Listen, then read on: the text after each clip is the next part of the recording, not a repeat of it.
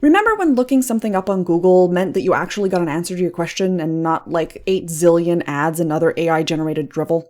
'Cause I do. SIMBIB.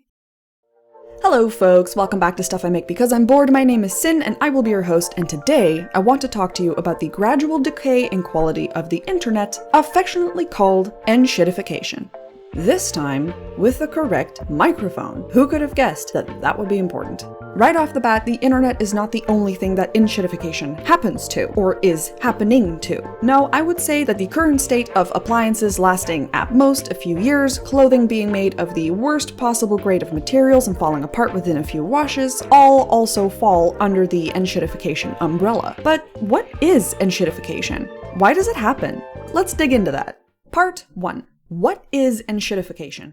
Enshittification is defined by Wikipedia as the gradual decay in quality of online platforms, specifically ones that act as two-sided markets. A two-sided market, by the way, is a platform that sits between buyers and sellers, such as Etsy or Patreon or Twitch or YouTube. It's a term that was first coined by Cory Doctorow when he described why he believes platforms die. His quote reads as follows: "Here is how platforms die. First, they are good to their users. Then they abuse their users to make things better for their business companies.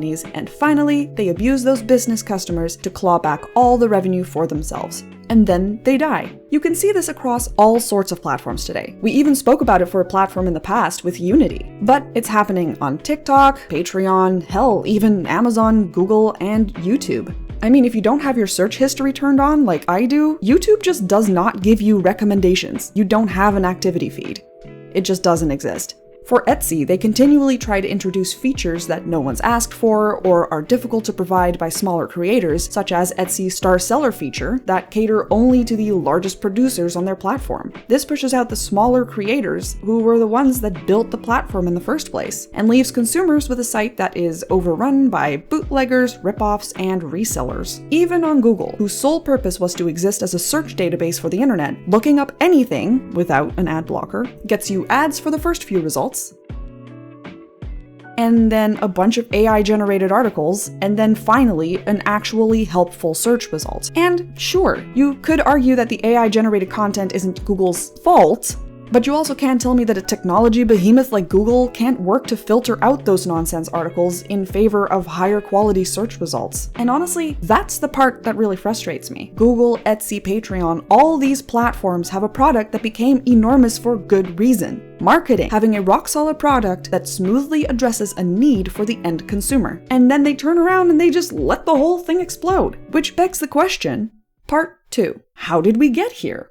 What would possess a giant company like Google to degrade their services in the way that they have? Why would Etsy favor huge companies instead of individuals like the people who built their actual user base? In what world would people pay to have access to Twitter? There's a complicated, multi-layered answer to this question that properly encompasses this dilemma. It's money. The answer is money. It's always money. As often as people say, creating your own business is easy. What a lot of people forget is that in order to start a business, you need capital. For a retail store, you need to buy stock, you need storage for that stock, you need a means to promote yourself, which means buying ads, making a website, you need to buy shipping supplies, you need time to do all the things you need to do, and if you're making a product to sell, you need to make said product. And if you need a physical storefront, you need to rent or buy the property, you need to renovate the interior, buy shelving, get signs made, etc. And if you have an online service like Etsy, you need to make a website, you need to market your services, you need to buy servers and the technicians to maintain it, you potentially need staff and a customer service portal. And if you get big enough, you're gonna end up needing an office anyway. My point being, many people don't have the money to invest in a new business right away. And if you have no capital for your capitalist ventures, there's two things you can do.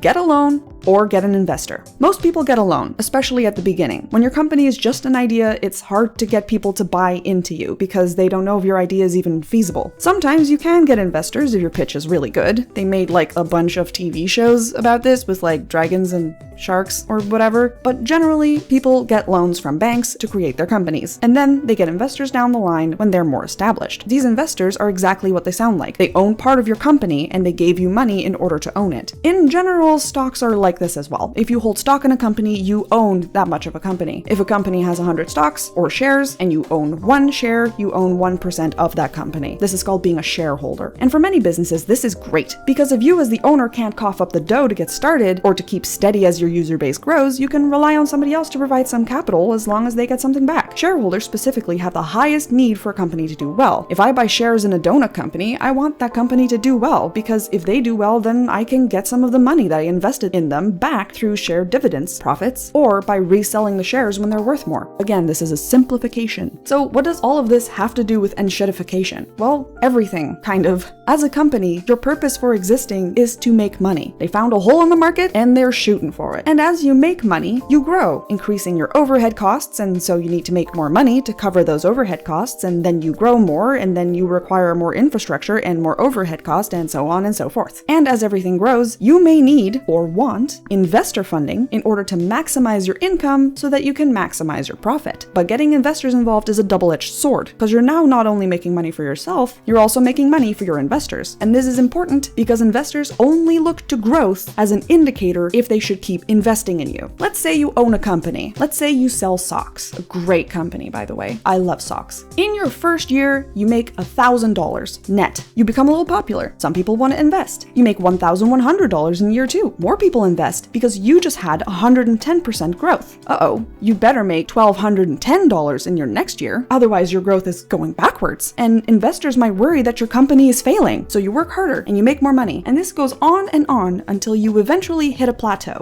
You've got the perfect product.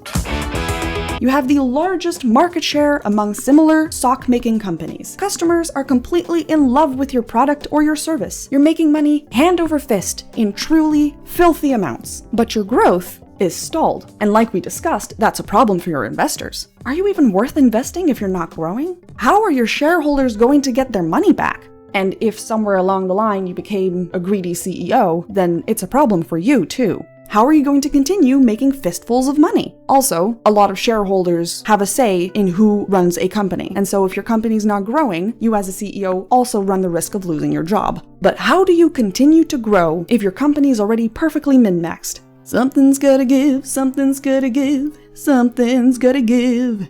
So you start small. You slightly increase the price of your product. Maybe you put some of your most used services behind a paywall. Maybe you start adjusting your algorithm to favor people who pay you money. You could cut down on the amount of staff that you have. This one's actually a favorite of large corporation to do just before the new year, since you're drastically reducing your overhead just before year end, which makes it look like you earned a lot of money when you actually didn't. And in the end, after all of these changes, you end up with a real piece of shit product that people only use because it's all they know, it's all they have, or because you bought out all the competition, or you created a niche and you're the only person filling it, and your profits continue growing. This is why your search results in Google's are ad first, AI second. They paid Google the most to show up first. And since Google's only concern is making money, not providing customers with a good product, that's what you get. That's why Unity switched its pricing structure to what it is now. And that's why Patreon and PayPal have such ridiculous fee structures now. It's why Twitch is scaling back its partnership structure for their streamers. It's not because they care about their users. Maybe in the beginning they did, and maybe some people at the company still do, but the company as a whole does not care. It wants your money at all costs. They would literally rather raise their entire company to the ground in order to squeeze as much money from people as they possibly can, rather than stop growing and appear like they've stagnated. That said, not all changes are made with malice. I don't think the recent changes made to the UI for the Discord app were made with malice, even though the app is clunky as hell now. I just think they made a shitty design choice on that front. But that is totally separate from them pushing Nitro as hard as they can onto all of their users though. That one is profit over product. Part 3. Well, that sucks. Yeah, it does suck. And what can we as consumers even do about it? Not much. There is nothing you or I can do to change the trajectory of Musk pile-driving Twitter into the ground, or to change Google's business practices, or to get Discord to revert their UI to something that makes sense, even if every single person on Tumblr who saw that post requested their information on January 1st. I did that. I highly doubt it's going to do anything. In a true free market, you'd vote with your wallet, right? That's what people always say. You'd stop using the service. And if enough people leave a company, the company will revert the change and continue improving their product, thus bringing back their user base. But this only works if enough people leave with enough money to actually make a dent in their profits. Etsy's updates only affect small sellers on the platform. the customers who frequent it are likely to not know of or even notice the changes, because the people who created customer handmade items left, taking their small customer base with them, and then the droves of people who want mass-produced little things replaced them. For Twitch, again, the people who are most affected by the pricing structure changes are streamers. The addition of ads during streams would affect watchers, but most people who frequent the site anyway and regularly watch streamers are probably subscribed and don't get ads for them anyway. Plus, if you do switch to a different platform, you have to build up the majority of your audience fully from scratch, making it extremely difficult for streamers to want to switch to a new platform. The same is true for Patreon. And even if you switch to DuckDuckGo over Google, you're still watching this on YouTube. You're also likely using a Chromium-based browser like Google Chrome, Microsoft Edge, Opera, or Brave. Switch to Firefox. Maybe you also use Gmail and G Drive and Google Maps. I, for one, would love to switch permanently to the Maps feature of DuckDuckGo, but it is terrible compared to Gmaps. And all my services are linked to my Gmail. It's the email that I'm established through. Also, I have a YouTube channel. So can you, as a consumer, really choose to stop using Google entirely? Or Twitch or Patreon, especially as a creator? I mean, as a consumer, you can just not watch Twitch streams. It's kind of easy, actually. But as a creator? After all, at best, changes like these only inconvenience your life for a while. But at worst, it can upend your entire livelihood. Enshittification sucks. And like I said at the beginning, it's not limited to the internet, though that's where most of my examples came from for this rant. Also, as usual, I am not an expert in how money works and how corporations function, so take this video as my loosely researched opinion on the matter. It is also worth noting that I understand that YouTube specifically wasn't created in order to employ creators like myself, so it's always a gamble to tie the entirety of your income to a corporation like YouTube. But for something like Twitch or Etsy, their service only exists if there is people who are willing to stream or to sell on their platforms. So to me, it would seem very obvious that they should have a vetted interest in keeping their creators happy so that they can keep existing as a company. You know what I'm saying? The reduction in quality across the board for all sorts of things is really just a matter of inevitability. As long as there's greedy people in leadership positions of companies, nothing will change. And as a user, all you can do is hope that the app or website or service you invest your time and or money and or whatever into will grow and change for the better. And if it doesn't, that a different, similar one will grow to take its place. Rest in peace, DeviantArt. I still have not found anything like it. How have your favorite apps changed over the years? Have you noticed any changes in the way that YouTube is functioning for you now? Do you think that I am a fool for attempting to build a YouTube channel? Let me know in the comments down below. Thanks for spending some time with me. Leave a like and subscribe if you'd like to see more videos like this one in the future. I post videos every Tuesday at noon Eastern.